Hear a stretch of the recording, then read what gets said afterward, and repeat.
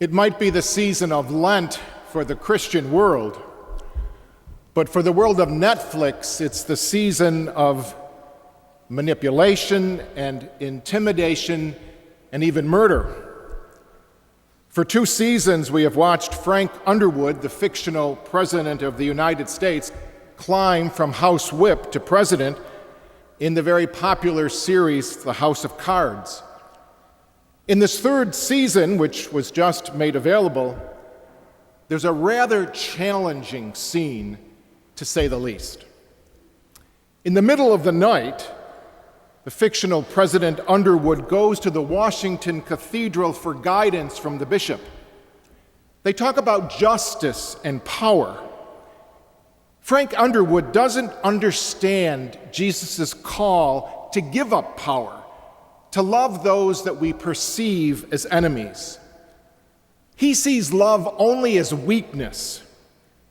You see, President Underwood had acquired power through strength and manipulation, intimidation, and violence.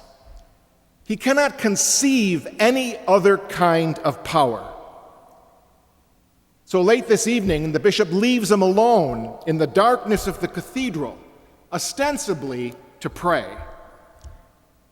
And Frank approaches the image of the crucified Jesus. He looks up to Jesus, and with a voice that's full of disdain, he observes, "Love, that's what you're selling. Well, I don't buy it." And then he spits in the face of the crucified Jesus. After a few moments of consideration, he pulls out a handkerchief to wipe the spit away.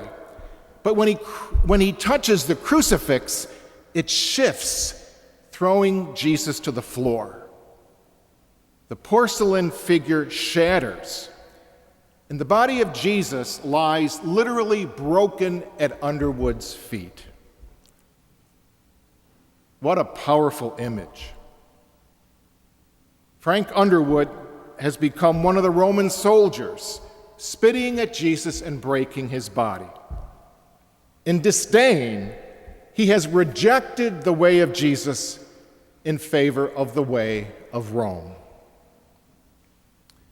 In the gospel this weekend, we have another man of power who in the middle of the night also goes to see Jesus. Nicodemus is afraid of being seen in the daylight. He was a Pharisee, a leader of the Jewish people, a member of the Sanhedrin, a man of great power. Yet he was troubled by the power that he had and not satisfied with the legalism of the Pharisees. Nicodemus had a rather wise and inquiring mind. He sought out Jesus, knowing that there was something more powerful than what he himself had attained. Jesus had something that he wanted. 2 men, Frank Underwood and Nicodemus. Both men had great power. Frank Underwood is consumed by the false lure of power. Nicodemus understood that a house of cards built on power and intimidation usually falls apart. 2 powerful men. One rejects the message of Jesus. One is drawn to it, understanding its real power. 2 very different experiences of life and 2 very different experiences of our relationship to a force greater than ourselves. Now, there are many different experiences of this greater force beyond ourselves that we call God. In our second reading this evening, Paul writes to the Ephesians and talks about the force of grace. Paul says in that letter, we are saved by grace. Everything is a gift. We can do nothing on our own. It is all from God. Well, Frank Underwood rejects God's grace. He depends solely on himself. Nicodemus surrenders to God's grace and realizes his small place in the universe. But Nicodemus also realizes that grace does not deliver us from the challenges of life or take them away. There will always be darkness around us. But Nicodemus realizes that grace gives us the strength to not be overcome or destroyed by the darkness that we see in our world. Two men. Frank Underwood sees no use for God or grace. His power is totally in himself.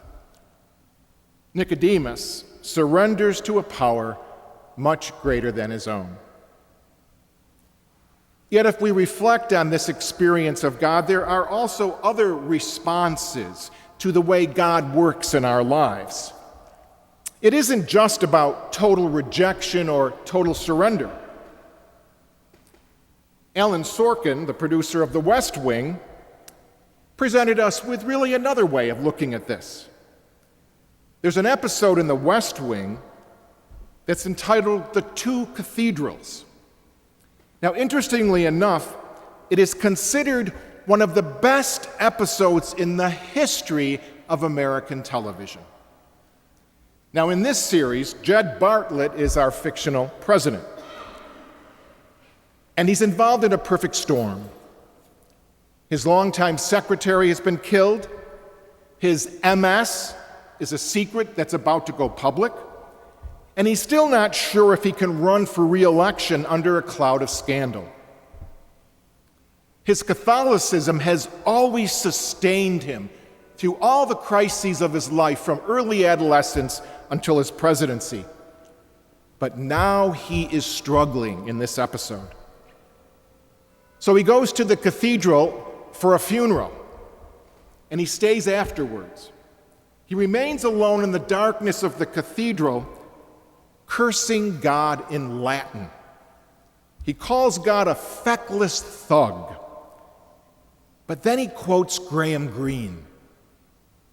"You can't conceive, nor can I, the appalling strangeness of the mercy of God." Jed Bartlett curses, he questions, he doubts. He's a man confused and troubled, but he continues on. He doesn't lose his faith. He realizes that we cannot conceive of the appalling strangeness of God's mercy. So we see him return to the White House, continuing his duties as a man of faith. He is a man graced by God. He is a man saved by grace. Now, that scene in the third season of The House of Cards is startling. Frank Underwood has disdain for the gospel message of Jesus. He prefers the power of manipulation, of intimidation, and even murder. And I think we're all well aware how this kind of power leads to darkness. That a house of cards built on this kind of power collapses. But to reject this kind of power and live in the light as the gospel demands the grace of God. We cannot do it alone. We need each other.